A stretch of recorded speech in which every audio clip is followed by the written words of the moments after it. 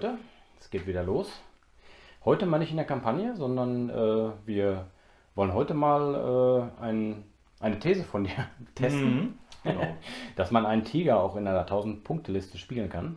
Es gab mal vor langer Zeit, glaube ich, mal eine Liste, die du vorgestellt hast. Richtig, genau. Also eine Liste, die wir ja vorbereitet hatten, wo wir gesagt hatten, wir wollten eine 1000-Punkte-Armeeliste erstellen für die Deutschen mit einem Tigerpanzer. In dem Fall ein Tiger 1 Panzer, 1000 Punkte.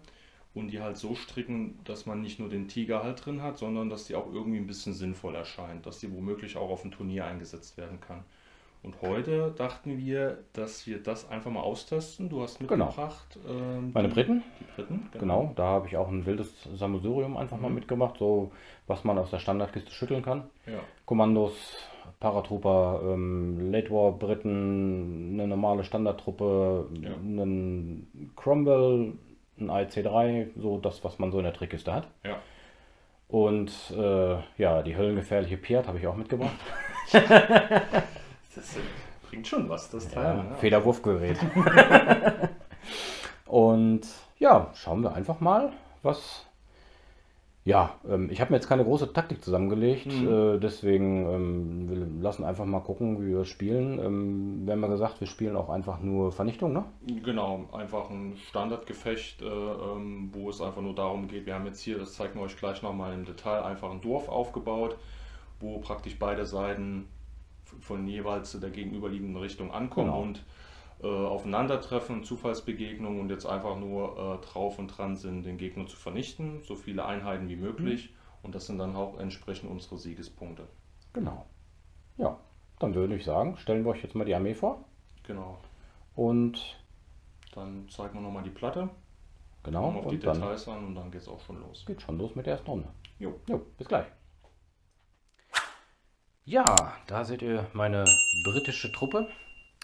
Hier im vorderen Bereich sehen wir eine Standard 10-Mann-Einheit mit einem NCO, der einen MP dabei hat. Als zweite Einheit habe ich hier, achso, die sind regulär.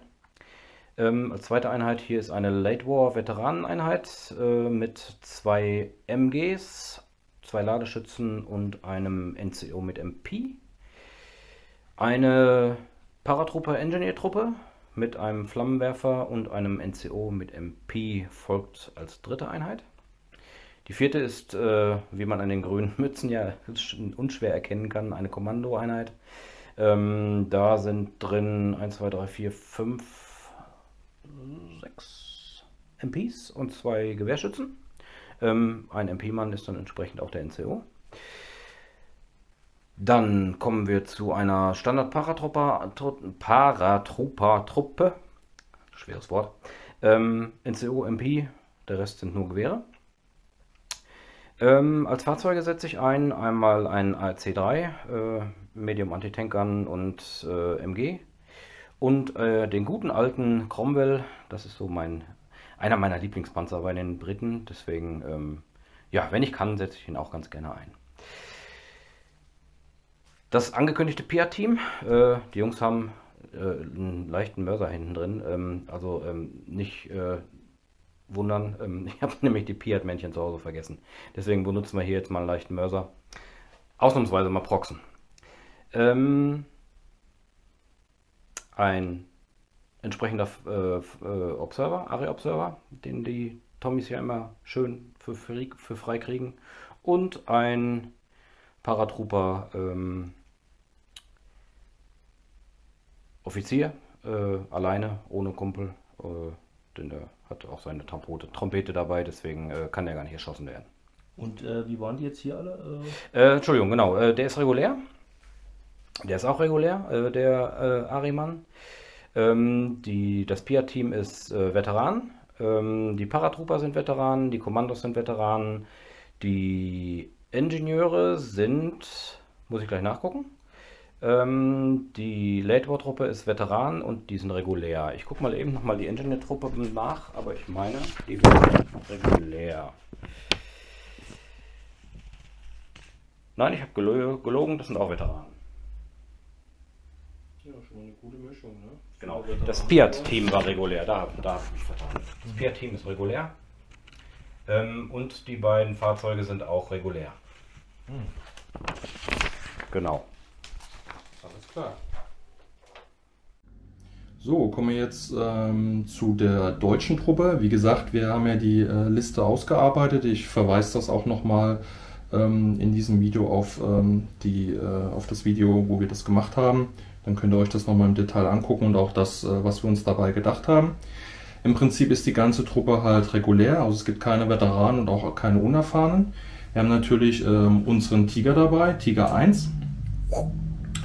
Dann haben wir einen mittleren Mörser mit Spotter. Dann haben wir ein Scharfschützenteam, ein Panzerschreckteam, einen Leutnant mit Assistenten, zweimal einen Heerestrupp mit 5 Mann und ein LMG jeweils dabei. Einen größeren Heerestrupp, 8 Mann nur mit Gewehren und einen Grenadiertrupp mit 3 Sturmgewehren und 3 Panzerfäusten. Das ist jetzt die exakt 1000 Punkte Armeeliste mit dem Tigerpanzer und die gilt es heute zu testen. Genau. Falls ihr euch das andere Video nochmal anschaut, nochmal als kleiner Hinweis, im Video war ein Zettelfehler, damit ihr das nur im Hinterkopf haltet.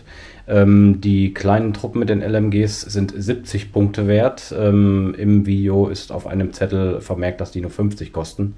Das ist also damals ein Fehler gewesen. Das ist aber in den Kommentaren und glaube ich auf Facebook entsprechend diskutiert worden. Genau, und nur damit ihr Bescheid wisst, dass das genau die Liste ist, die Chris sich damals ausgedacht hat. Und auch die Punkte sind wirklich 1000 Punkte, nicht, dass jemand meint, da passt das nicht.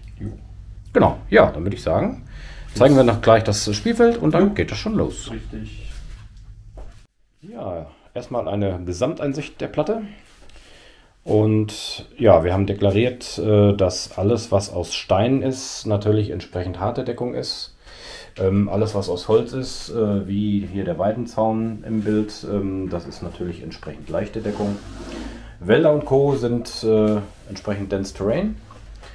Die Bokage-Hecken sind auch entsprechende Line-of-Sight-Blocker. Das heißt, wir haben hier sehr viel kurze Sichtweiten auf dem Spielfeld und entsprechend natürlich ein relativ großes Areal mit wenig Aktionsflächen für die Fahrzeuge. Das heißt, da wird auch sehr viel eingeschränkt sein, aber ja, schauen wir mal. Ich glaube, das ist schon ganz okay. Ja, hier im hinteren Bereich seht ihr auch aus unserem Projekt damals das Haus. Das haben wir jetzt auch mal entsprechend eingesetzt. Wir haben das ja damals extra nicht festgeklebt, damit wir das auch schön für unsere Spielflächen nutzen können. Und ja, mit den Eindrücken würde ich sagen, starten wir in die erste Runde. Ne? Spiele beginnen. Jawohl.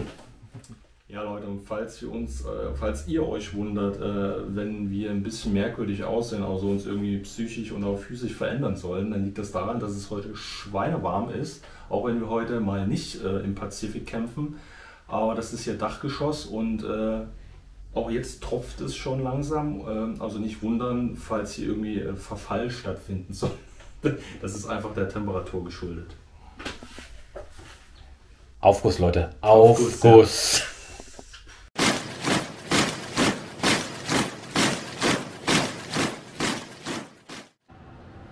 So, wir haben schon unsere Spotter und Sniper gestellt.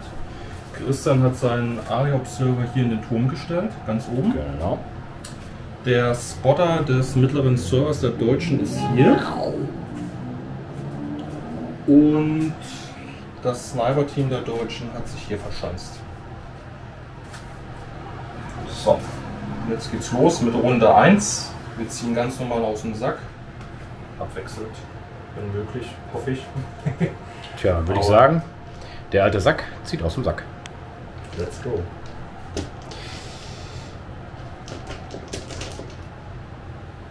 Tada. Der Brite fängt an. So, wir spielen ohne Reserven. Alles kommt auf den Tisch.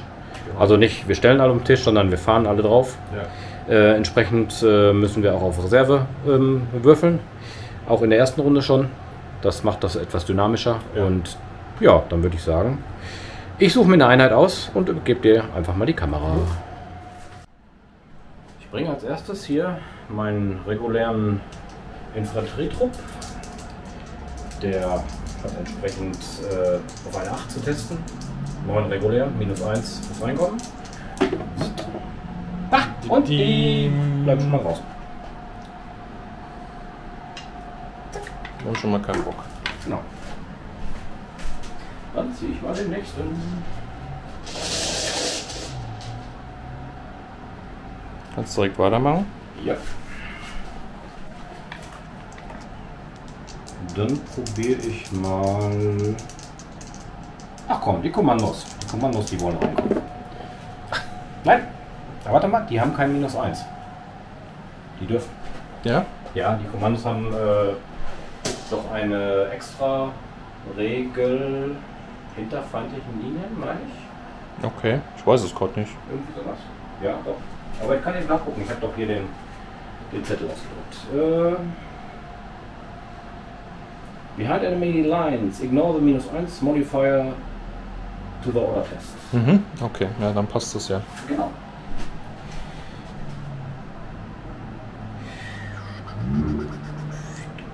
Mit was kommt so rein? Run oder? Die kommen mit einem Run her. So, meine Kommandos haben sich schon mal hier hinter dem Gebäude versteckt. Dementsprechend ziehe ich da die nächsten und jetzt haben wir einen grauen. Grauen. Jo, dann übergebe ich dir mal das Zepter. So, es wird ein Standard-Grenadiertrupp kommen mit MG und kommt er? Nein! Gehen down. Oh, wenn das schon so anfängt wieder hier. Heul nicht rum, meine waren auch nicht motiviert. Ja, jetzt noch so. Soll ich den nächsten ziehen? Ja, zieh du einfach mal den nächsten, ich gebe dir mal den Säckel. Hier war auch draußen Standarddruck, ne? Ja genau, das ist auch ein regulärer Trupp, der draußen ist. Ja. Ich mach mal, dann nehme ich das Pendant dazu, den zweiten kleinen Trupp mit 5 Mann und LMG. Boah, Die wollen auch nicht. Hab ich jetzt den Würfel angelegt? Ach, okay. Eieieiei. Nochmal drauf. Hier, dann nehme ich den größeren Krönitrupp, der nur mit den Gewehren. Ich nehme jetzt mal nicht diese roten Würfel, ich bringe schon Pech hier. Meinst du? Ja. Rot ist tot, ne? 9. -1 auch, ne? Ja, natürlich. +1. -1. Das heißt, du bist regulär, -1 ist nur die 8. Das heißt, nein. Läuft. Rückwärts, Backup, aber läuft. Hey, grün. So, bei mir versuche ich mal die Paratruppe reinzubringen. Sind ja auch Veteranen. Mal gucken, ob die besser sind. Guck mal hier, die Veteranen kommen rein. So, dann suche ich mal das Maßband.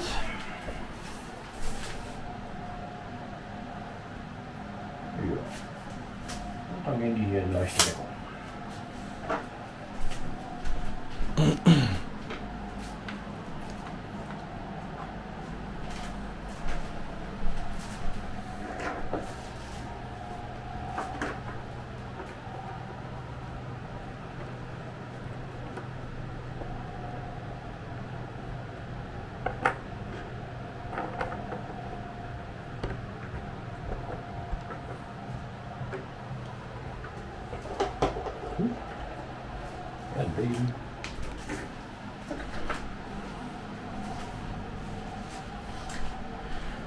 Achso, Würfel sollte ich auch noch hinlegen, ne?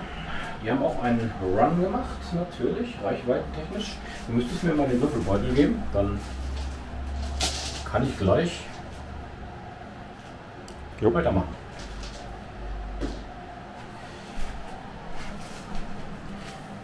Frage zum Spielfluss. Sollen wir ab der zweiten Runde wieder einen Stoppwürfel mit einbauen? Ne, lieber nicht. Heute spielen wir Standardspiel, sonst verfälscht das unsere Liste. Ich wollte gerade sagen, sonst spielen wir wieder 17 Runden. Ich würde jetzt versuchen, einfach mal den Late War Veteranentrupp reinzubringen. So, mit einer 8 gelingt mir das auch.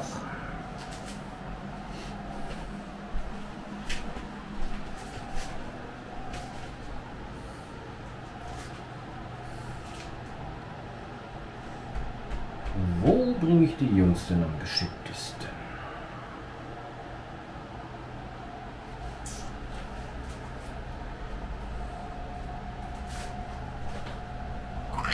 Alles klar. Ich bringe die Jungs hier rüber in Richtung Gebäude. Musst du nur gucken, Ja, ja, ob du durch das Feld wirst, verkürzt Ja, ist. ich muss eben erst, ich hatte ihn nur dahingestellt. Da ist das Messband. Der übliche chaotische Ablauf. Und dann schaue ich mal, wie ich am geschicktesten denn da hinkomme. Ich laufe tatsächlich am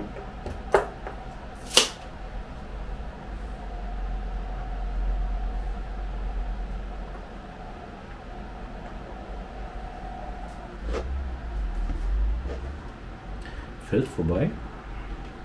Wobei höchstwahrscheinlich wäre es das gleiche rausgekommen. Na, ist egal. Ne, du wärst wahrscheinlich mit dem vorigen in dem Feld geblieben. Stimmt. Du kommst ja nur. 6 Zoll. Ja. Genau. Dann wäre ich nichts da gekommen. Ja. Hast recht. Genau. Ja. Oh.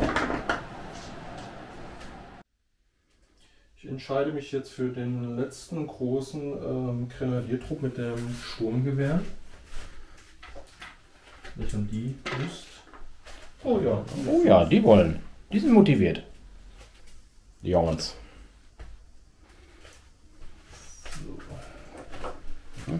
Soll ich dir mal ein Maßband rüber? Und zwar laufen die hier zu diesem Häuschen.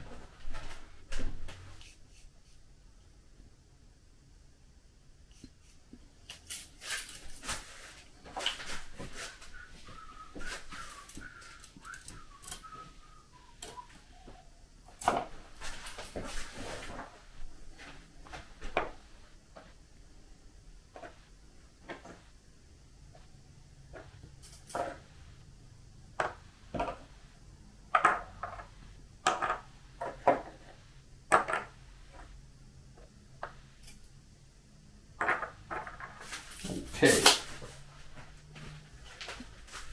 Ja, und dann kannst du im Prinzip den nächsten Würfel ziehen.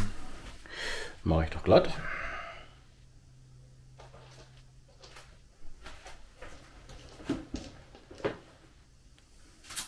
Das bist du. Und so sieht's aus. So, der Würfelwurf für das Engine-Team. Ja. Die wollen. Hey, Flamer, kommst mit.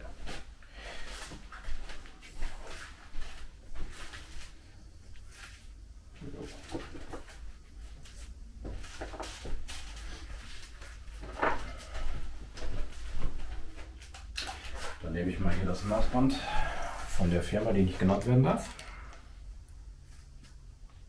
Genau, da komme ich genau bis an die Kiste ran.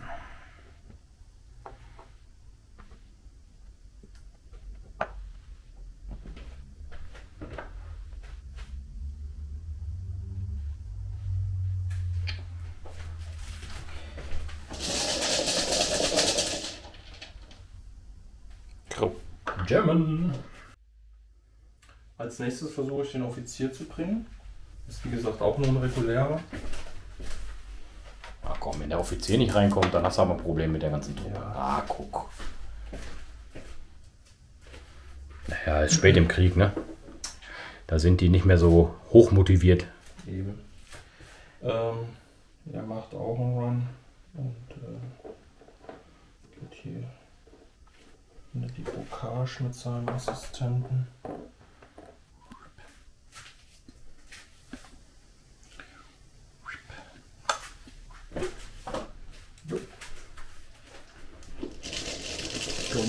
Ich hoffe, das Schütteln des Beutels kann die Kamera ausgleichen. Ja. So ein Gimbal. Ja, dann haben wir noch ein Panzerschreck-Team. Ach die. Die bringe ich mal, versuche ich zumindest. Oh, eine 9. Ist auch ein reguläres, dann Ja. bleiben die draußen. Dann gehen wir auch down. Krass, schon 4 Truppen down. Ja gut, das sind halt reguläre, ne? Ja, dann würde ich sagen. Bist du dran? Piat-Team reinkommen. Das ist ein reguläres Piat-Team. Die müssen also auf die 8 testen. Jo.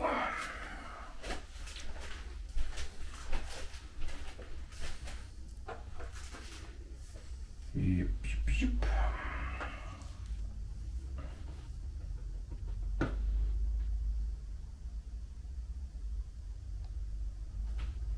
Ja, die werde ich mal hier irgendwie zentral reinbringen. Die werden hier bis hinter den Wald rennen.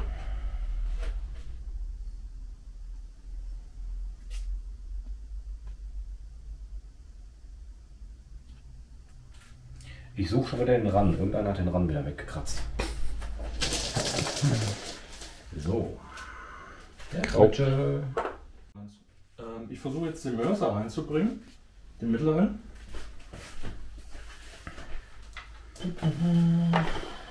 3, 3, 6. Sehr gut. So, den werde ich hier hinten positionieren. Meine ich, oder? Meine ich, oder jetzt habe ich die Kameraeinstellung dahin gemacht. Jetzt haut er ab. Hallo?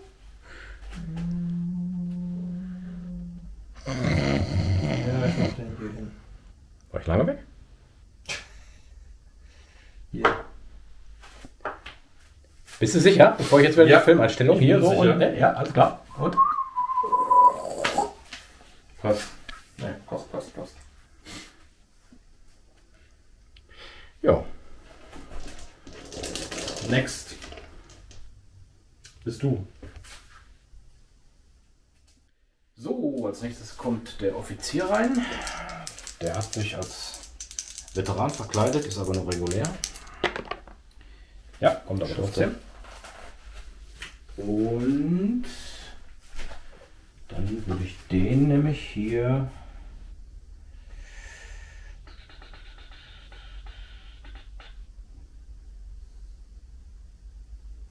Nein, den werde ich hier reinkommen lassen.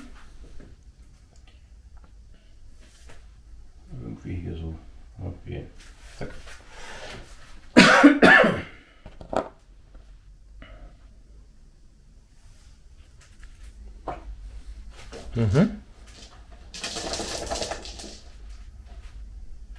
Der Deutsche. Ja, als nächstes würde ich den Scharfschützen womöglich aktivieren. Den fiesen Möb, der da Ja. dran ist. Und der wird da hinten versuchen, diese Truppe zu beschießen, wenn er es schafft. Gucken mal die Reichweite. Und vor allen Dingen, naja, er ist ja eh höher gelegen und ignoriert der Deckung, aber ist ja hier. Oh, mein Auge! So, schauen wir mal. 36 Zoll, ne? Scharfschützengewehr. Das soll da locker schaffen. 26. So, und was haben wir gelernt? Trifft auf eine 3, ne? Mhm. So, jetzt nehme ich mal einen eigenen Würfel. Jetzt habe ich den Kamera Genau, ignoriert sämtliche Modifikatoren außer Pin und was war es noch? Seinen Assistenten. Der Assistent, genau. Jo, dann würfel ich mal. Wir haben eine 4. So. Und eine 5. Ja, glaube ich ja nicht. Ein Veteran. Was hast du denn da so drin? Eine MP und ansonsten nur Gewehre. Dann nehme ich einen MP-Mann. Weil Ach. wenn der Scharfschütze trifft, ist es ja immer ein Automatisch ein außergewöhnlicher Schaden. Exceptional, ja. Ja. Das Schlimme ist, der MP-Mann ist der NCO. Drecksack. Es muss sein, so. Damit du mal weißt, wo wir da meint. weiß, bin schon gemein, obwohl ich gar nicht so viele Truppen draußen habe. Der Hammer hängt gleich auf deinem Kopf. Das Karma kommt wahrscheinlich direkt. Ja, das Karma ist instant. Ja. Ist so. Wie Instant Kaffee. Ja, ich weiß, was gleich passiert. Der Tiger, um den es eigentlich geht, der ist gleich draußen. Puff! Oder der kommt nicht bis zur 6. Runde. Bis zur letzten Runde. Die tolle Tiger-Liste hat funktioniert. Genau. Ja, dann würde ich sagen, ziehe ich den nächsten Würfel, ne? Zieh mal den nächsten Würfel. Tja, Tommy. Bin gleich wieder. Ich versuche jetzt den ALC reinzubringen. Der ist regulär, das heißt, der testet auch auf die 8. Der mag nicht, der bleibt draußen. Zack. Dann kommt sofort der nächste. Nochmal. Der grüne. Ja, dann würde ich versuchen, doch den Cromwell reinzubringen. Ach, der mag auch nicht. Das ist gut. Ja, nachdem jetzt die ganzen reingekommen sind, ne? So, wie geht's denn jetzt meinem Tiger? Das ist jetzt die große Preisfrage. Ah, ne, du bist noch mal. Klar, du hast ja noch einen. Hier. Stimmt, das passt mir aber gar nicht. Ich wollte ja den Tiger anvisieren. Tja, du musst ja nichts machen. Nein. Kannst du das ja noch aufheben. Nein. Mach ich auch. Ja, aber macht jetzt gerade eigentlich wenig Sinn, das zu verpulvern, ne? Tja. Die letzte Aktion. Die Katze kommt. Hoffentlich. Oder auch nicht. Also, Was hast du denn für eine Katze? Einen regulären war das, ne? regulärer Tiger 1 und Kommandant Kurt Knispel aus alleine. Das muss mir ja helfen. Also wenn wir nach Tank War Regeln spielen würden, hätte der Kurt, glaube ich, sogar Sonderregeln. Ja, das stimmt. Jawollo, 7. Da ist das Ding. Der Prolo. Jawollo, der Prolo. Nee. Ach, nee. Wenn es nicht geklappt hätte, hätten wir das faken müssen. Hallo? Nein. Aber das wäre jetzt ein Witz gewesen. Da hat man aber alles schon, ne? Ja, natürlich. Bis zum bitteren Ende, das kurz vor Schluss, wo es eh nichts mehr gebracht hat, ist das Ding draußen geblieben. So, was machen wir denn da? Jetzt kein Tiger, aber wobei wir haben ja gegen den Tiger schon mal gespielt, ne? Ja. Da haben wir schon mal ein Szenario gemacht, um ein Dorf haben wir da gespielt. Richtig. Das war auch echt klasse. Richtig schlau, Da hast du mich fast aufgerieben mit dem Sheet-Tiger. Das Einzige, was mich hinterher gerettet hat, wir haben mit Ammo und Fuel Shortage gespielt. Mhm. Da ist dir doch hinterher der Fuel ausgegangen und dann konnte ich mit meinem Flammenwerfer den grillen. Genau. Dann So war das, glaube ich, ne? Die Infanterie angreifen irgendwie, ja genau. Mhm. Und dann kam ich mit einem Flammenwerfer, meine ich. Flammenwerfer oder? Der hatte da mit einem koaxialen MG geschossen und da war der ja offen in der Runde. Und dann konntest du den... Die Geschichte war das, ja, So genau. war das, Stimmt. ja. Ja, ist lange her, Ja, aber, ein Foto davon, ja. aber das war echt eine coole Aktion, das ganze Spiel. Spiel. Auch nicht mehr. So, Ja. aber das passiert heute nicht, ist klar. Sondern Ja, Action. aus Nostalgiegründen habe ich ja das Ingenieursteam mit einem Flammenwerfer ausgerüstet. Mhm. Das heißt, mein Flammenwerfer hat 5 Lebenspunkte. Ja, so, jetzt muss ich mal kurz überlegen. Das war das Ingenieurteam, ne? Kurz ist vorbei. Das war doch das Ingenieurteam. Ja. Ne? Okay. Das heißt, ich komme hier rein mit einem Vorrücken.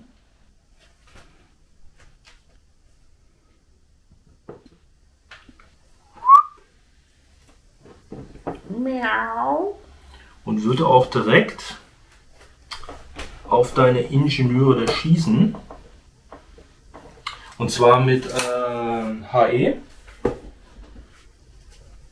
Damit es auch richtig knallt. Wir haben eine überschwere Kanone, die hat Distanz 84 Zoll, ja. Wir haben 27, sind auf jeden Fall unter. Du hast leichte Deckung in dem Ding. Mhm. Das wäre die 4. Das wäre die 4. Genau. Ah ne, ich habe mich bewegt, ist die 5. Ich habe mich bewegt, ist die 4. Und du bist in leichter Deckung, ist die 5. Ja, richtig, genau. Ich wollte jetzt gerade sagen, wo kommt denn die 5 her? Ja, ja, du hast recht, die leichte Deckung habe ich jetzt nicht bedacht, genau. Und? Nein. Erster ging schon mal daneben. So. Dann versuche ich es noch mit den Bug MMG. Wird wahrscheinlich genauso 27 sein. Ja, also jetzt gerade vergessen, wie viel es war. Ja, ja. Deshalb musste ich noch mal messen. Wir sind deutsch, das heißt, wir haben 6 Schuss für das MMG. Und es ist diesmal auf die 6. War lang. Kommt noch dazu. Und Nebel. Es ist aber auch nichts. So, also er hat schon mal geschossen, aber nichts getroffen. So, lass mich mal überlegen. Koaxial fällt aus. Und pivotiert mache ich nicht. Ja. Pivotiert hat er aber, ne? Das war, Das glaube ist ich, das Zubehör, ne? Genau, habe ich ausgerüstet. Aber kommt jetzt nicht zum Tragen. Ich lasse den Deckel zu, auch wenn er hier rausguckt. Genau, wir verweisen nochmal auf das andere Video, falls ihr die genaue Liste nochmal wissen wollt, wie sie aufgebaut ist. Richtig. Andere, die verweisen immer auf oben links oder oben rechts oder unten. Ja, genau. Wir machen irgendwo. Hier oder hier wird es passieren. Genau, vielleicht auch unten in der Infobox. Richtig. Könnt ihr euch aussuchen.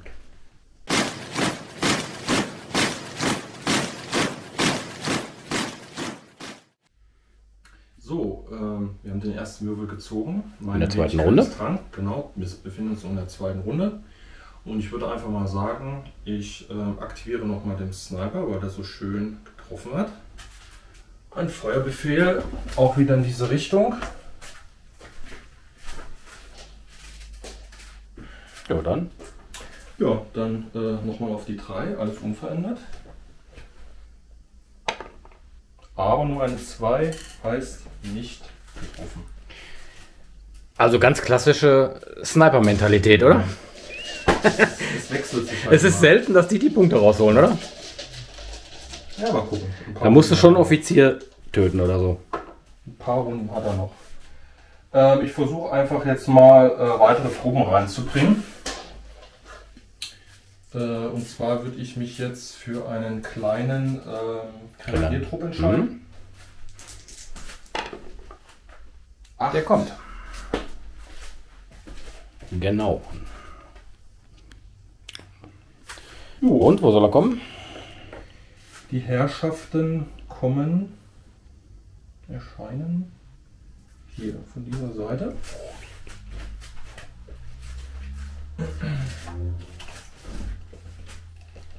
Mit einem Rennenbefehl. Wolltest du die andere Kamera hier machen? Hm?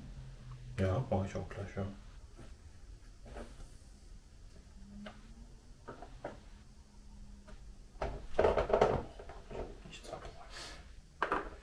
Das ist der Tiger, weil der ist so schwer. Genau. So. Ja, dann der nächste Würfel. Dann ziehe ich direkt mal die nächste. Und nochmal grau. Dann würde ich den zweiten Grenadiertrupp versuchen reinzubringen, den kleinen. Mhm. Wir haben hier leider eine 11.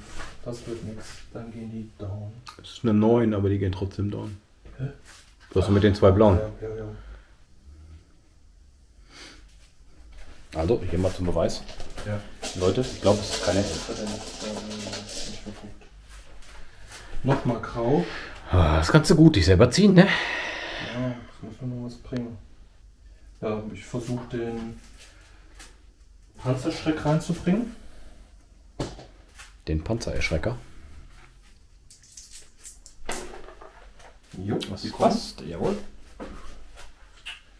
Und zwar mit einem Rennenbefehl.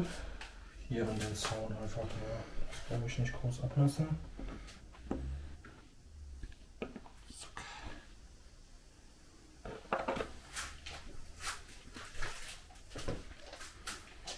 Ja, da ist nicht mehr ganz so viel draußen bis jetzt. Nochmal. Habe ich meine Würfel aber reingemacht? Ja, Du kommst dann gleich hintereinander weg, ne?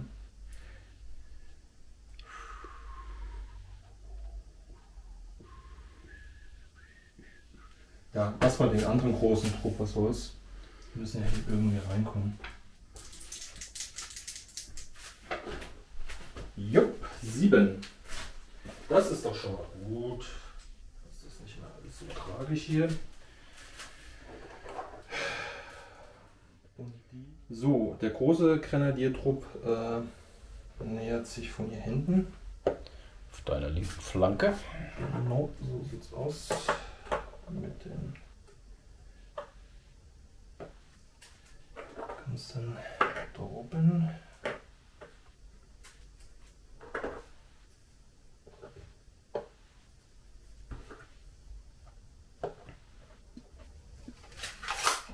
Jo.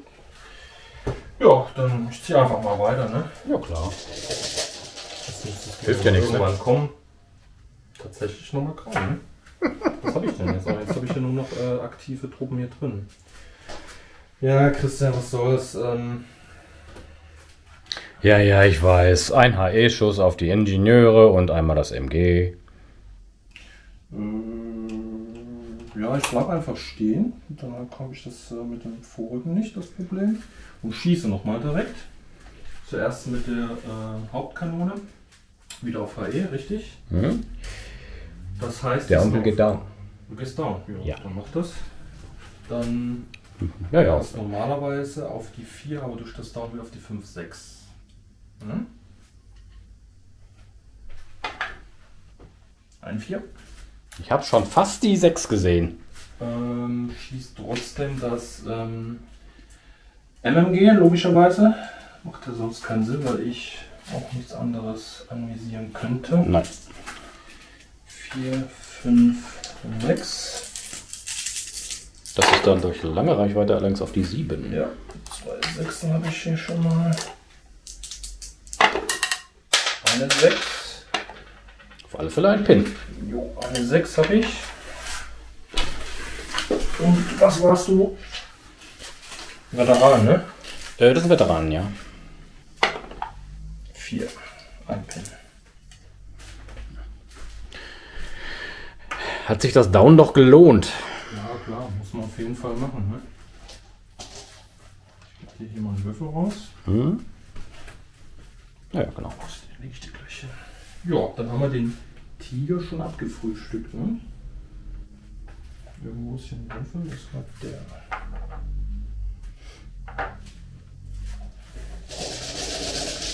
Ja, jetzt aber, ne?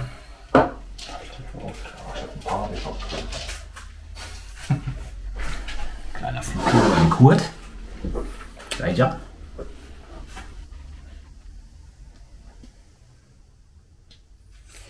Ja, dann würde ich sagen, ich gebe dir mal hier das Kämmerchen. Ne?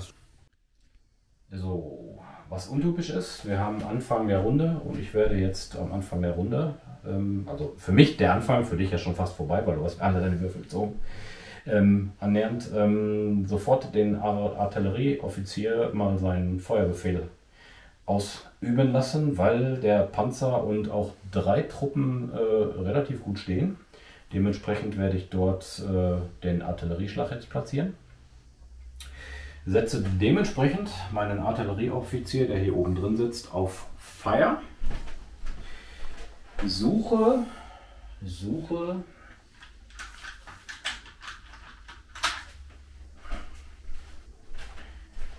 einen entsprechenden Würfel und werde den Artillerieschlag hierhin platzieren. Jo. Genau. Damit ich das nicht vergesse. Jo. Dann gebe ich dir jetzt mal hier den Würfelbeutel. Was für eine Panzerung hatte der Tiger? 10, ne? Mhm. Guck, ziehe ich mich jetzt auch mal selber. Das ist doch gut. Ja, ich werde als nächstes hier mit meiner Late War Truppe ins Haus gehen und versuchen ins obere Geschoss zu kommen. Wenn ich. Grau. Achso, Christian ist gerade jetzt, ich weiß jetzt nicht, haben wir glaube gerade nicht gezeigt. Mit welcher Truppe bist du jetzt ins Haus gegangen? Mit der Late War, allerdings noch nicht ins Obergeschoss. Ich habe sie nur da reingestellt, Ja. weil ich die das ganze Haus auseinandernehmen möchte. Ja. Die stehen im Moment noch im Erdgeschoss, aber mein Ziel ist das Obergeschoss, damit ich ein bisschen Umsicht habe. So, mein Spotter visiert hier die Truppe hier hinter dem Zaun an und gibt dem mittleren Mörser jetzt den Feuerbefehl. Da konnten wir, glaube ich, auch direkt vom Spot ausmessen. Nein, die Reichweite der Waffe ist schon ausschlaggebend. Sicher? Dass Ja. das nicht vom Spotter war? Nein, die Reichweite der Waffe. Die Waffe schießt ja nicht weiter, nur weil der Spotter weiter vorne steht. Ja, 34. 60 ist maximal. Gut, ich treffe ja nur auf die 6.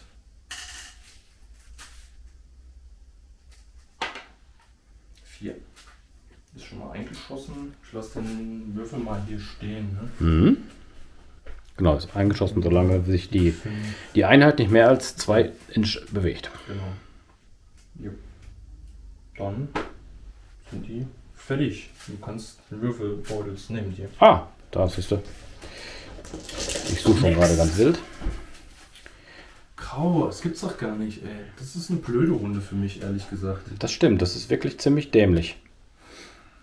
Jetzt hast du echt sehr viele Möglichkeiten, was zu machen. Und ich muss aufpassen, dass ich mich hier nicht verhaspele.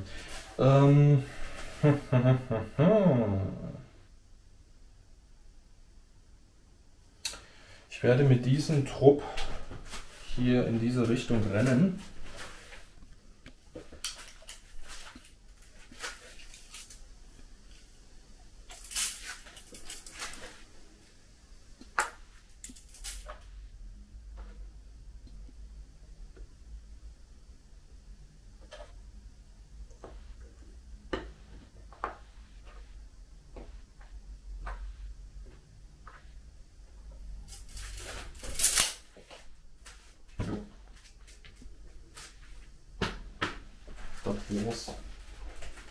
So, jetzt habe ich eigentlich nicht mehr viel Optionen. Ein vielleicht noch, ne? Ein Würfel ist noch drin, ja. Ja, der Offizier. Grün. Jo. Versuche die Fallschirmjäger zu entpinnen. Mhm.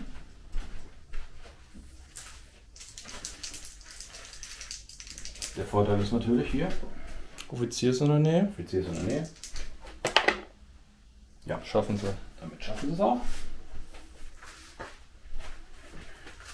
Pinnen vorweg.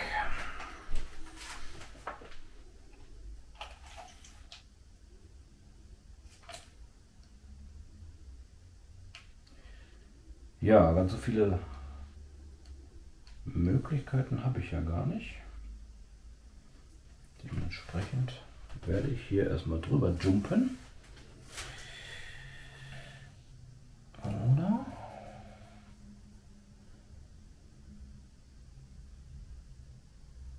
Ja, werde hier drüber jumpen und werde dahinter in Deckung gehen.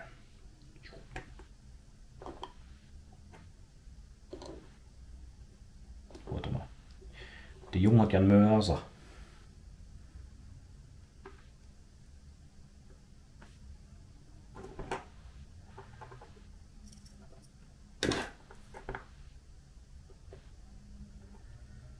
Da war ja was.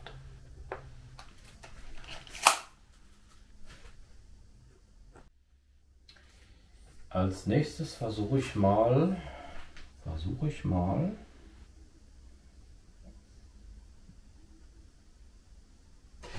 meinen AEC reinkommen zu lassen.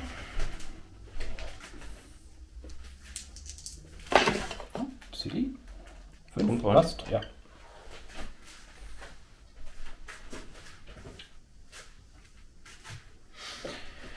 Zup, zup.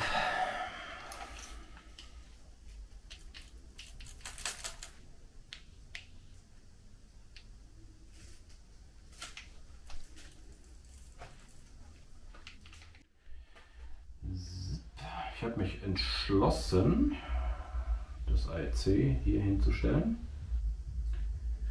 und werde versuchen, auf den Trupp dort zu schießen. Das heißt, Sichtlinie können wir ziehen, das ist kein Thema. Allerdings bekommen die Jungs schwere Deckung. Da geht nichts dran vorbei. Jo. Jo. So. Ich sagen, ich habe mich bewegt, ist die Genau. 4. Ich gehe davon aus, es ist über 18 Zoll. Oh nee. Ah, doch. Nee. Etwas unter 18 Zoll. Das heißt, es ist kurze Reichweite, harte Deckung ist die 6. Genau, es sind 5 Schuss. MMG.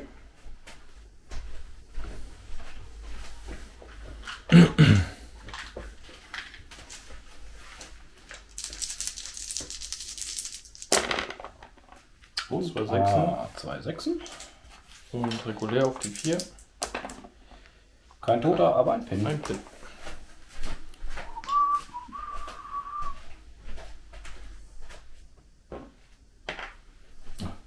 Nicht 3. 3 sind es noch nicht. Nein.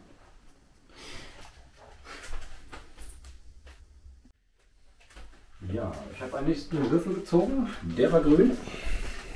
Und da werde ich hier mal meine Kommandos ein wenig laufen lassen.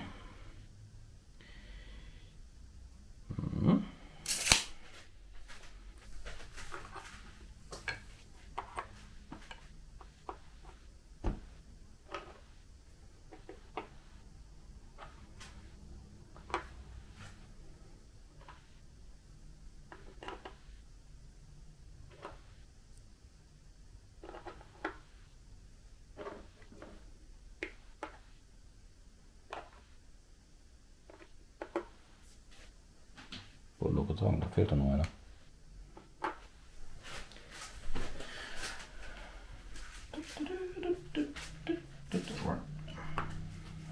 Oh!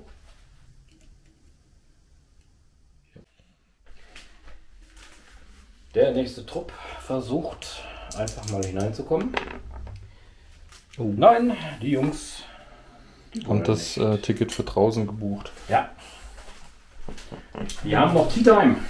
Wir wollen mit dem Dampfer wieder zurück. Grün, wen wundert's?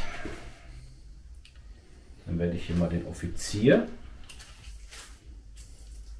rennen lassen.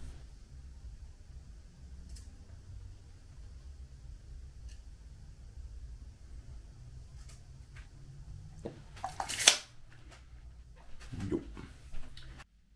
Zur Abwechslung der letzte Graue. Der letzte Graue.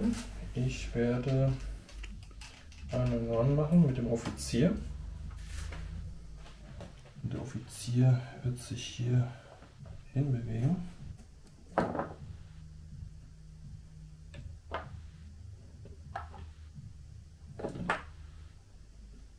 Alles klar.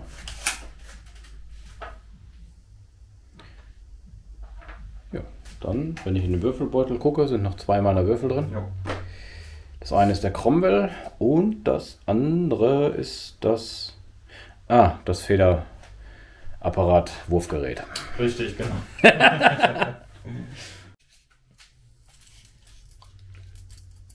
So, Piat bewegt sich. Genau, Piat rennt ein Ründchen. Und bewegt sich jetzt hier zu der Bokage-Ecke. Mal schauen, was da passiert. Der hat wieder keinen ran. Also noch. So, als letztes kommt mein Cromwell. Nee. Der hat auch das Ticket vorher draußen gebucht. Ah, der weiß, dass er eine Katze ist. Hat schon Angst. Der Kleine.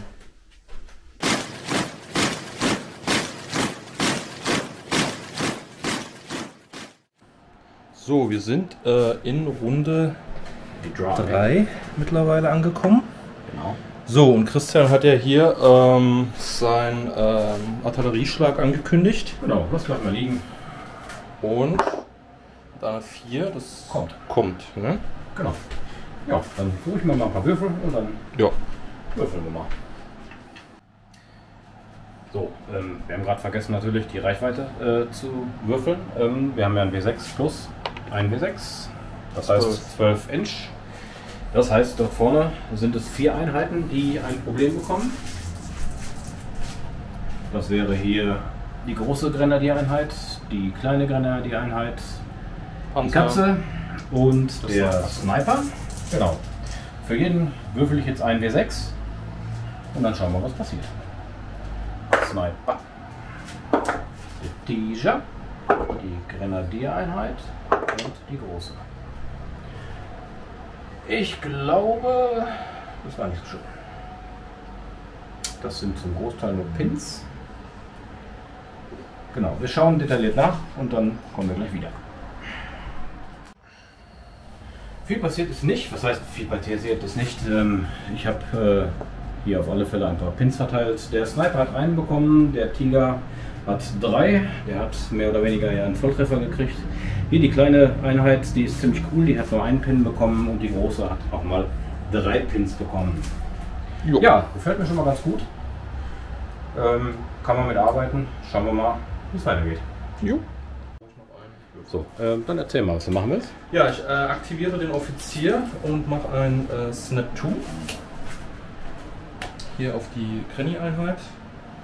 Ich würde zuerst mit der Einheit anfangen. Die hat einen Pin, aber der Offizier ist auch in der Nähe, von daher wird sich das aufheben. Das heißt, ich kann trotzdem würfeln. Ja, würfeln musst du auf alle Fälle, du hast einen Pin. Ja. Du kannst ja immer noch einen Fubar machen. Das stimmt. Aber es ja, passt. wenn da 7 passt, das ist der Pin auf alle Fälle weg. Und aktiviere diese Einheit für einen Forenbefehl. So, und zwar rücken die hier schön an die Seite, damit die hier die Herrschaften auch sehen. Ups.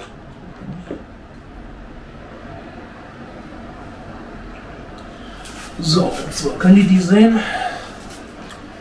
Jetzt müssen wir nur gucken, wer alles so was machen darf. So, wir haben hier auf jeden Fall eine Sichtlinie jetzt hier zu den... Oh, das geht allerdings nicht, ne? Wir reparieren mal unseren Laser und sind gleich wieder da.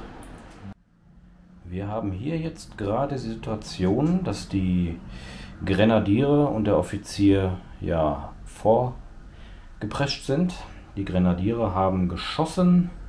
Es konnten nicht alle schießen, weil gerade die Kommandos noch hinter der Hütte standen. Dementsprechend wurde keiner verletzt, sondern nur ein Pin verteilt. Danach hatte ich die Aktivierung mit meinen Kommandos, habe die Kommandos erfolgreich entpinnt, habe dann die Kommandos herangezogen. Die Truppe hat 6 MPs und 2 Gewehre. Dementsprechend habe ich 12 Schuss in Point Blank auf die 2 und 2 Gewehrschüsse in Point Blank auf die 3. So, das werde ich jetzt mal eben hintereinander weg würfeln und würde dir mal die Kamera geben. Ja. Dann können wir mal schauen, was denn daraus wird.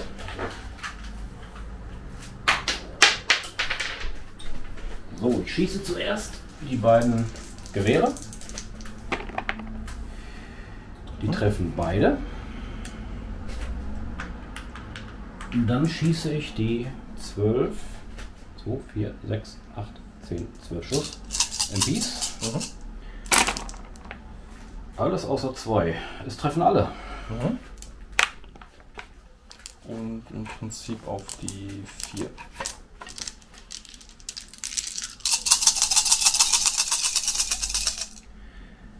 Wie sagt der Japaner? Vielleicht reicht es schon, ja. 4 hast du gesagt, ne? Ja. Naja, reichen nicht. 2, 4, 5, 7. Okay. Kein Picken. Aber ich muss direkt testen. Ja.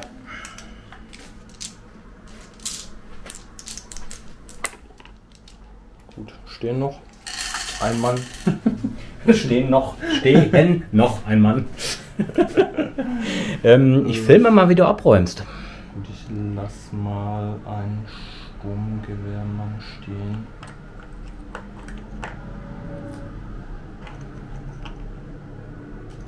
Ja, bitte, aber... Ja gut, Kommandos sind natürlich auch Sausäcke, ne?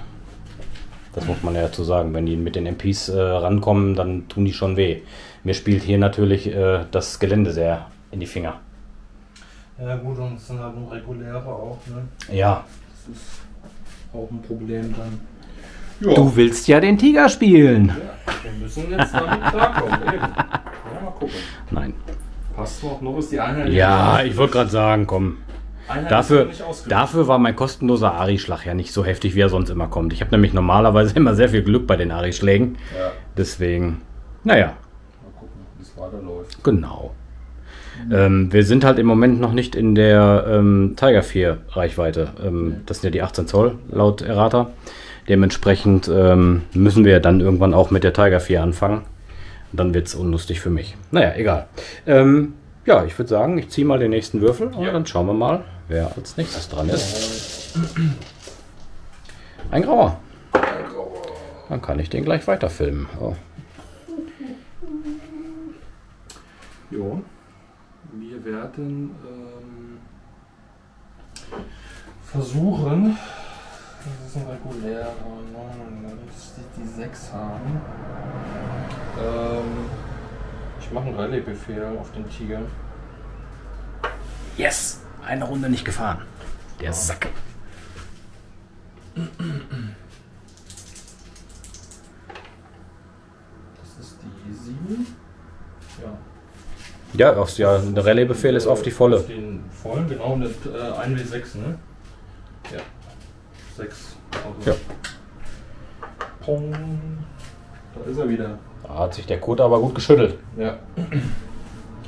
Ja, das war jetzt, glaube ich, die bessere Möglichkeit. Hätte ich jetzt ehrlich gesagt auch gemacht. Ich hätte jetzt auch 3 Pins wird schon sehr gefährlich bei einem regulären. Beim regulären definitiv. Dann hätte es mich noch eine Runde mehr gekostet und dann, ja. Vor allem, wir müssen ja immer noch rekapitulieren. Jedes Mal, wenn ein reguläres Fahrzeug beschossen wird, muss man ja mit einem Würfel würfeln, ob er als unerfahren oder als Veteran die Pins abschüttelt. So, ich ziehe den nächsten Würfel, nachdem wir die Unklarheiten vollkommen ignoriert haben. Ich habe einen grünen gezogen.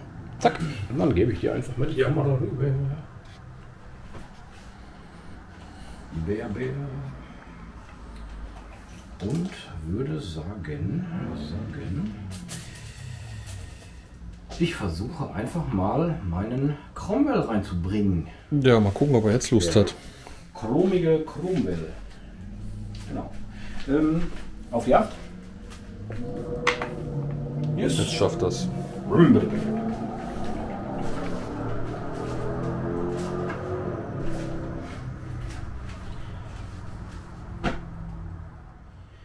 So, ich bin mit einem Advance mit dem Cromwell reingefahren. Sprich Straße, 2-mal Reichweite. Habe dann mit meinem Bug MG als auch mit meiner Medium Antitankern auf den Sniper im Steingebäude geschossen. Habe mit dem MG auch einen Treffer erzielt, aber keine Verwundung verursacht. Dementsprechend hat der Sniper jetzt 2 Pins. So, als nächstes habe ich einen grünen gezogen und würfel jetzt mal kurz, ob meine letzte Truppe reinkommt. Oh, das wird schon wieder. Nö, das sind reguläre. Die haben wirkliche Tickets. haben, glaube ich, noch Häppchen zum Team Time. Meine Güte, ey. Dann sind wir den nächsten. Oh, das ist ein grauer. So, die Runde 3 ist zu Ende. Wir erläutern jetzt noch mal eben kurz, was hier so passiert ist. Ich fange mal hier an. Der Tiger hatte erfolgreich den Rallye-Befehl gemacht, hat also praktisch keine Pinmarker mehr. Dieser Trupp hat es leider nicht geschafft, ist down gegangen. Der Trupp hat ebenfalls den Rallye-Befehl gemacht, hat auch alle Pins weg. Hier hat Christian drauf geschossen, hier gab es einen Verlust. Genau, mit dem Team hier im Haus, ne? Genau, das Team im Haus, weil das eine Etage höher gegangen ist und sich dadurch besser positionieren konnte. Der Ingenieurtrupp hat es leider auch nicht geschafft, sich zu aktivieren, ist down gegangen. Das Pia-Team hat die Position gewechselt von hier vorne nach hier. Der Sniper hat keinen getroffen, hat aber einen Pin reduziert. Der Cromwell, das habt ihr ja noch gesehen, ist ja hier vorgepirscht und hat versucht, das Sniper-Team zu treffen. Der Fallschirmjägertrupp hat sich auch einfach nach hier vorne ins Zentrum bewegt. Das Panzerschreck-Team ist ein bisschen nach rechts gegangen, hatte versucht, hier den Fallschirmtrupp zu beschießen, ist nicht gelungen. Der Mörser hatte auch geschossen, und zwar hier hinten auf die, wie hießen sie gleich? Kommandos. Die Kommandos, richtig. Hat nicht funktioniert, also nicht getroffen. ANC hatte versucht, auf den Offizier zu schießen, hat es aber nicht geschafft, ihn zu treffen. Genau, mit der mittleren. Mit der Pack, genau. Pack, genau. Ja, hier, das hattet ihr ja auch noch mitbekommen, den Feuertausch hier mit dem großen Grenadiertrupp. Das ist ja jetzt nur noch ein Mann. Genau. Und der Observer im, im Turm hat auch noch auf den einzelnen Mann dort hinten geschossen. Hat aber auch nicht getroffen. Ja, eigentlich. Hier ist der Offizier noch mitgegangen. Ach ja, hier der Offizier, stimmt. Und eigentlich ist nicht viel passiert. Ja, ne? Nee, so viel passiert ist nicht wirklich. Aber ich hätte auch gedacht, dass irgendwie mehr stirbt. Irgendwie so. Ja, aber jetzt ne, sind wir ja ein bisschen. wir kommen jetzt auf Tuchfühlung. Ich glaube, jetzt passiert ein wenig mehr. Das ist Runde 4. Genau. Let's go. Machen wir eigentlich 6 Runden plus einmal würfeln? Auf 4 plus eine 7., ne? Ja. Genau. Ja, dann würde ich sagen, wir räumen ab und weiter geht's dann.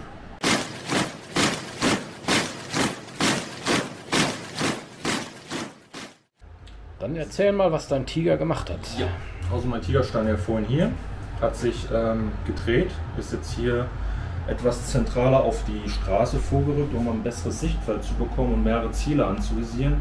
Hat einmal mit der Hauptkanone auf den Cromwell geschossen, leider eins zu wenig, hat ihn nicht treffen können, und hat dann einmal mit dem Koaxial, mit dem Bug MG und mit dem pivotierten LMG auf den Trupp in der Mitte geschossen, leider aber aufgrund der Deckung hier nur ein Pin verteilt. Heißt praktisch für diese Runde, dass er oben offen ist.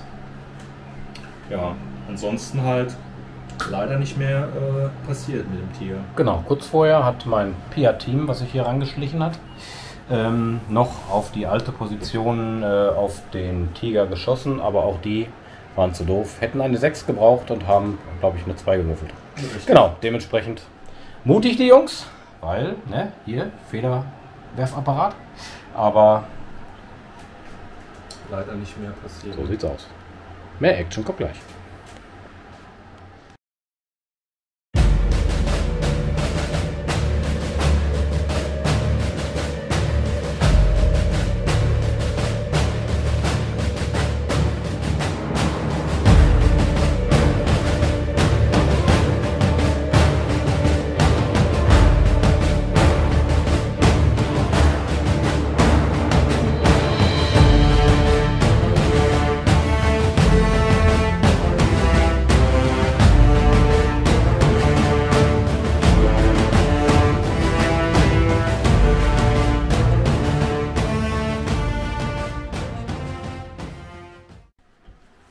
So, Ende 4. Runde.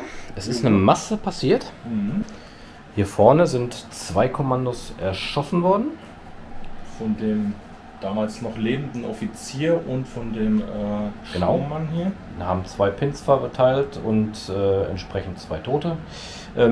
Danach konnte ich mich entpinnen und habe ein bisschen zurückgeschlagen, habe den Offizier und seinen Kompagnon gleich ein bisschen schlafen gelegt.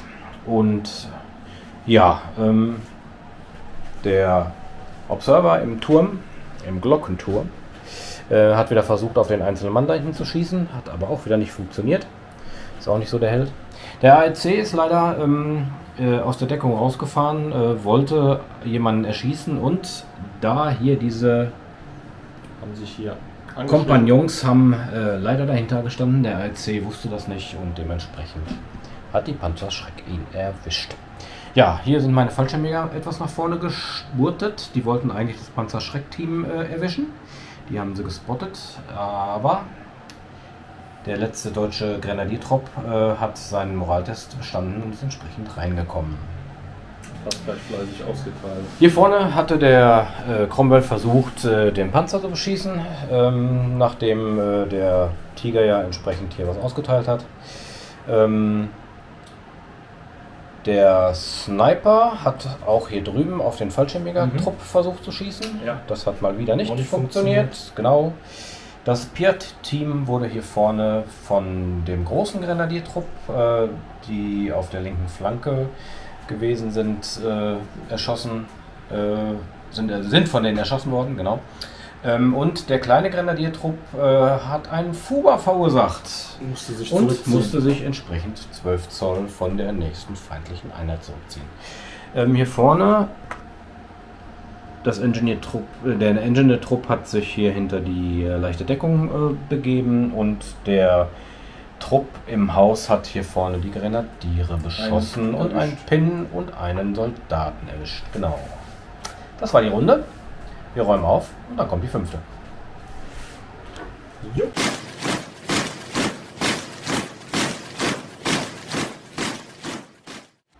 So, Runde 5. Deutschland hat den Würfel. Der Tiger schießt auf den Cromwell und... So, Hauptbewaffnung hat schon mal einen Fehlschlag. Das Genau. heißt, ich versuche die Koaxialbewaffnung wieder anzusetzen. Hier wieder auf den Fallschirmjägertrupp. Das sind 6 Schuss. Diesmal sind allerdings 3 in Deckung, das heißt, die kriegen harte Deckung. Jo. Nix, ne? Warte mal, ich habe mich nicht bewegt, nicht lange Reichweite. Die 5 geht noch, ja. 5 ist noch okay. Also der Pin ist auf alle Fälle gegeben. Und, jo, die 6 kann ich noch picken. Brauchst du nicht, ist nichts mehr drin, was du Achso, picken okay. kannst. Einer ist tot.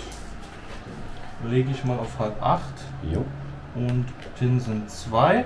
Schieß nochmal. Ich öffne den Panzer wieder mit der Luke, also das pivotierte LMG hier oben. Und schieß nochmal 5 Schuss auf das gleiche, auf den gleichen Trupp. Diesmal mir eine 6. Ist aber das gleiche Ziel, deshalb kein Pin. Und nein. So, dann ist der Panzer durch.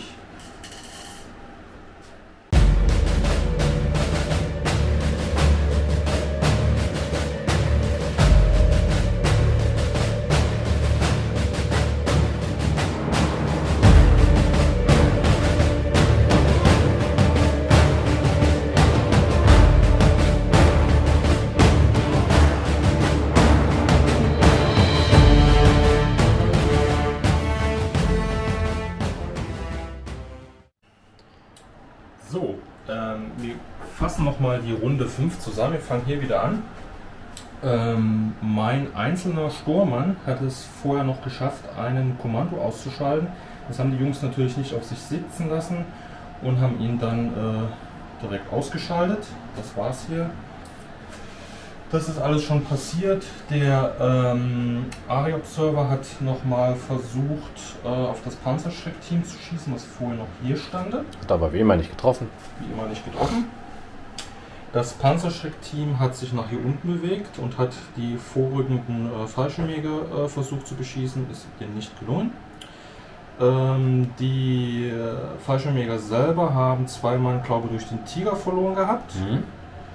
Und haben aber dann hier den Heerestrupp 2 Mann abgeluchst. Der Offizier ist vorgerückt, hat auch nochmal versucht hier drauf zu schießen, hat aber keine Verwundung erzeugt. Jetzt. Der mittlere Mörser hat nochmal versucht, auf die Kommandos zu schießen. Richtig. Nichts passiert. Und wie ihr seht, Der Tiger ist Geschichte, denn Christian hat es geschafft, mit dem Cromwell-Panzer den auszuschalten. Jetzt ist hier auch die Seite, hatte gepasst beim Treffen und hat, ja. genau, habe ich aber relativ gut gewürfelt. Dadurch, dass er mir die Seite gezeigt hat, hat er natürlich das Problem, dass er -1 auf die Panzerung bekommt. Genau.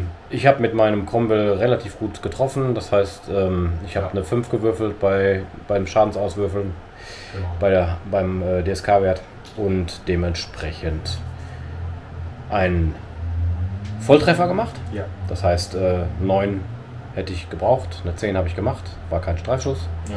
Dementsprechend habe ich dann mit einer 5, ne, mit einer 6 sogar, Eine 6 rauskommt das sogar, ja. Fahrzeug zerstört. Genau. Also der Tiger ist zwar jetzt Geschichte, aber wie gesagt, die Liste ist ja so konzipiert, dass die ja nicht alleine nur durch den Tiger hier überlebt, sondern auch durch die restlichen Einheiten. Das wollen wir natürlich jetzt auch noch weiter zeigen.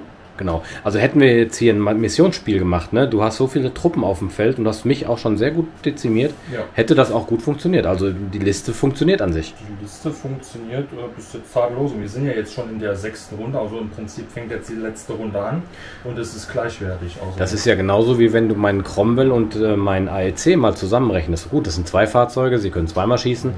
aber wenn du das mal zusammenrechnest, wir kommen ja da auch auf knapp fast, also 380 Punkte sind das auch zusammen. Also, ne? Man muss denken, dass du ja noch so sehr viele Veteraneinheiten noch drin hast. Ja, ja, genau. Und ich bin fast komplett nur, also ich bin nur regulär. Ja, ja, bist ja komplett regulär, ne? Also es hat schon ganz gut funktioniert, genau. Das passt. Der Sniper hat wieder versucht zu schießen, hat er zumindest auch getroffen, allerdings nicht verwundet hier auf den Ingenieurteam. Doch, hat er. Doch, er ein hat den, Toter. er hat den Der den Flamer rausgeholt Flamer aus dem rausgeholt. Ingenieurstrupp. Richtig. Der hätte so nichts mehr gebracht. Deswegen Ja. habe ich die Jungs nach vorne gehen lassen und schießen. Genau. Dementsprechend. Genau. Der große Infanterietrupp ist auch nochmal vorgerückt, hat vorher noch von dem MG im Haus kassiert, hat Genau. wieder einen Mann verloren, haben selber geschossen auf den Ingenieurtrupp, aber nicht verwundet. Das letzte Team mit dem LMG hat sich hier gesammelt, ist nach vorn gerückt, ist nur gerannt. Genau. Damit ist die Und Runde- ja, ganz fertig sind wir noch nicht. Wir haben ja noch die Gewinner des Tages. Ach so, hier. Immer noch nicht drin. Wir sind in der 6. Runde und die Jungs haben jetzt noch genau eine Chance, dass sie reinkommen. Katastrophe.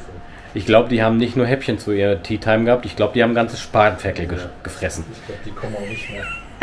Also ich bin mal gespannt. Sagenhaft. Ja, in diesem Sinne, wir räumen auf und dann geht's weiter. Jo.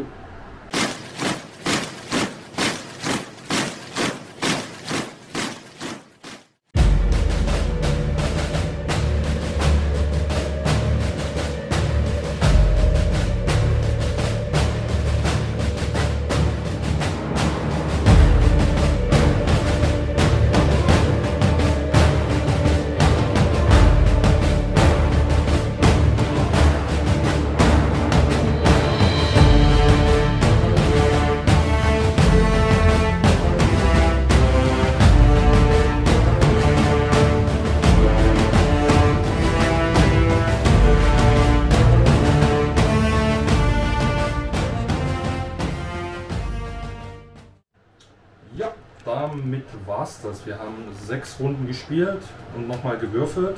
Es gibt keine 7. Runde. Deshalb fassen wir jetzt nochmal die letzte Runde zusammen.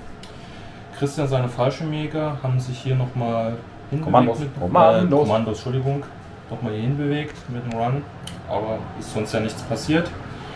Der Ari Observer hat nochmal geschossen. Sage ich jetzt mal in Anführungsstrichen, aber ist ja hier nichts. Die Jungs sind endlich reingekommen. Genau, sie haben ihr Tea-Time-Meeting mal endlich beendet. Richtig. Ja, aber dementsprechend nichts passiert. Der Offizier hat auch noch mal geschossen, nichts passiert, hat auch ein bisschen kassiert, ist aber nur im Pin gewesen. Der Fallschirmjägertrupp von Christian hat sich gut gehalten, ist leider in meinen Augen nur einer gestorben. Haben selber auch noch mal ausgeteilt, einen Heeressoldaten getötet. Der Panzerschreck ist hier nochmal rumgelaufen, weil Christian sein Panzer hier vorgefahren ist und haben versucht, den nochmal abzuschießen, ist aber nicht gelungen. Christian selber hat mit dem Panzer versucht, dieses Team war das, ne? Nein, nee, die dadurch, genau. Die hier, genau, zu beschießen, haben einen getroffen.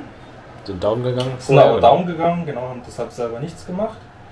Das Sniper-Team hat hier nochmal versucht zu treffen, auch Genau, den Offizier. Leider nichts gepackt. Der Trupp ist nochmal nach vorne, hat im Prinzip die Reichweite verkürzt, hat einen ausgeschaltet. Das der Trupp hier drin mit dem LMG hat dann die Chance genutzt und hier nochmal drauf geschossen, hat dann 2 Soldaten rausgenommen. Ja, und die selber haben, glaube ich, nichts geschafft, ne? Nein, haben nichts geschafft. Die habe ich down gehen lassen. Genau. Damit war es das im Prinzip. Genau. Das waren 6 Runden Tigerliste. Wir machen jetzt gleich nochmal das Fazit.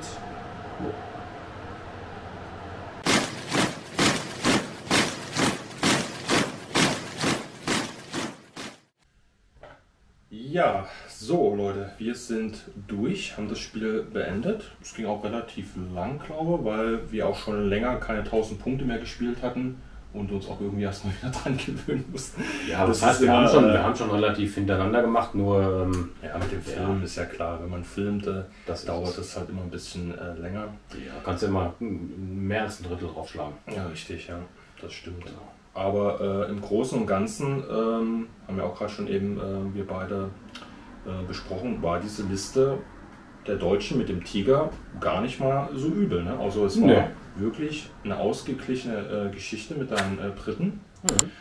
Und man hat gemerkt, also ich zumindest habe gemerkt, dass diese Liste dann auch, nachdem Christian den Tiger ausgeschaltet hat, gut, der war jetzt, wann war der weg? Ich glaube in der vierte oder fünfte Runde. Wurde er ja, sage ich mal, erst ausgeschaltet. Das ist auch vollkommen in Ordnung. Also der ist mir jetzt nicht schon in den ersten 2 Runden flöten gegangen. Deshalb konnte man ihn immer noch spielen. Ja gut, du hast auch ein relatives Stellungsspiel jetzt gemacht, wenn du den vielleicht noch ein bisschen anders optionstechnisch einsetzt, dass du dich ein bisschen mehr bewegst und versuchst vielleicht ein bisschen mehr mit deinem Tiger 4 zu arbeiten, ist natürlich dann vielleicht auch noch ein bisschen mehr Vorteil, ne, für dich. Das stimmt schon, ja. Ich hatte ja damals, wie gesagt, bei der Liste das ja angesprochen, dass es ja halt mehrere Möglichkeiten gibt, diese Liste zu spielen. Entweder spielt man es halt ein bisschen mehr defensiv und dann halt in Kombination mit der Infanterie.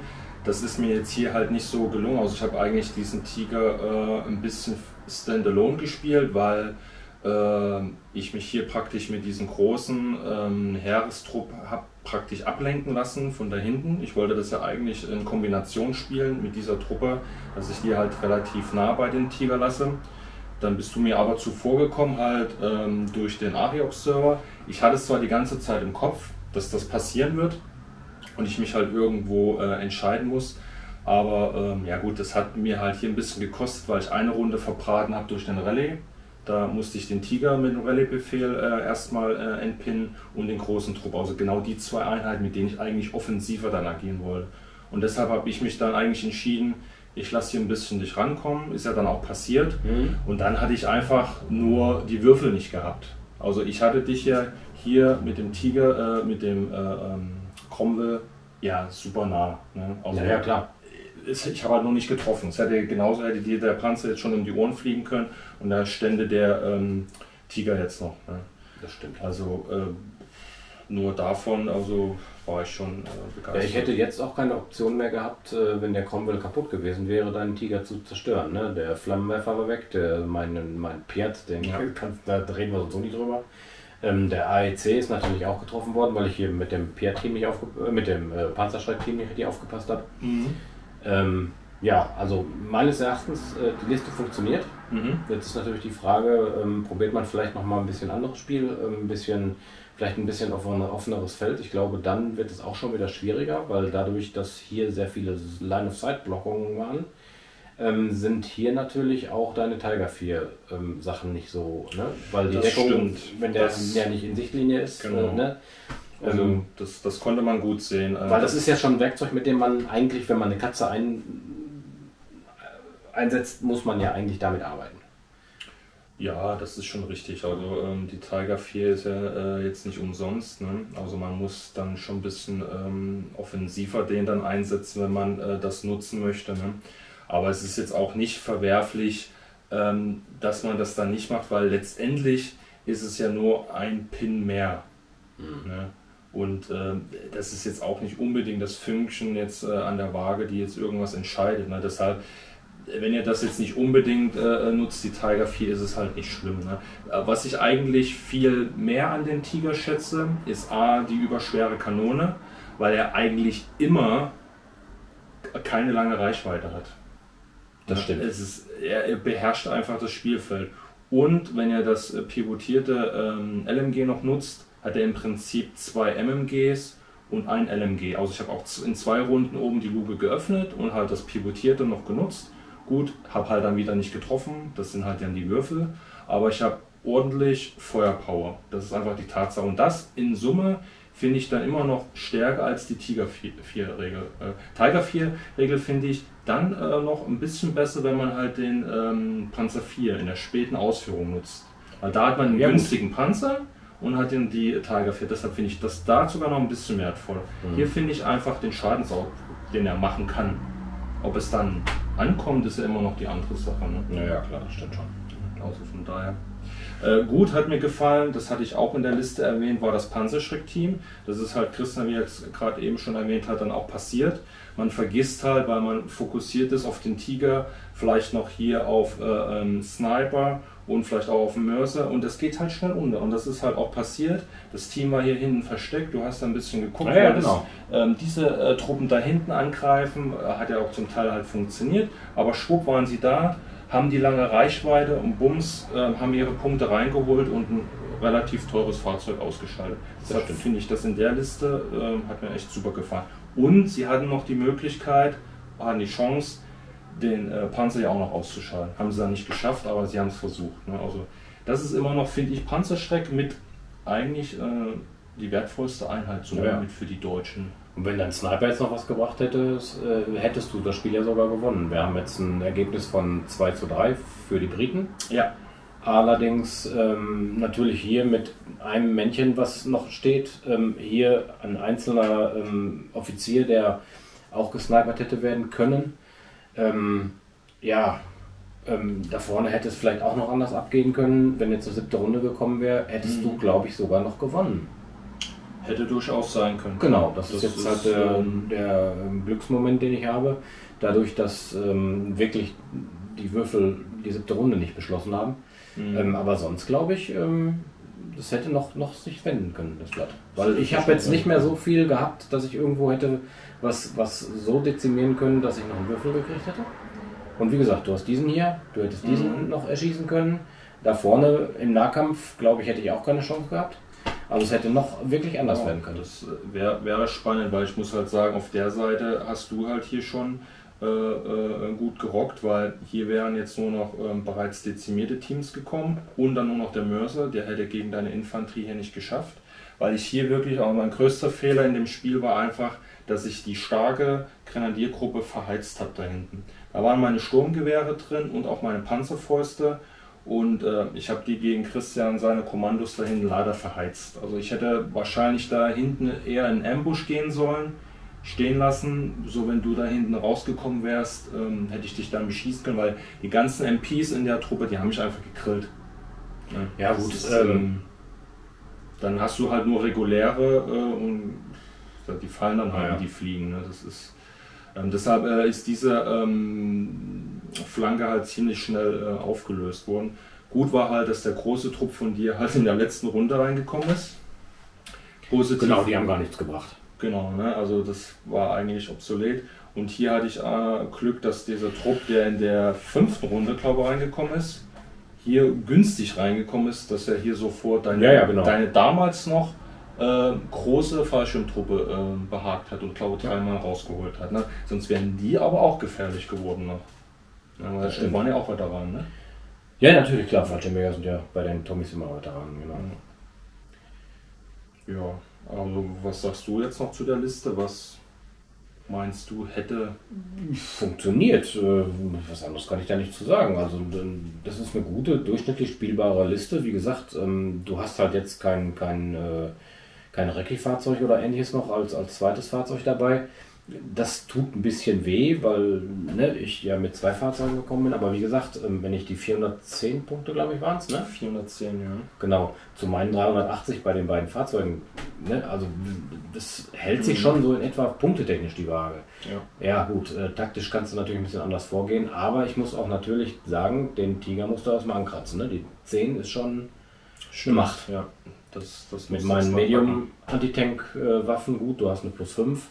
Aber für einen Streifschuss musst du immer noch von vorne eine 5 noch zusätzlich würfeln.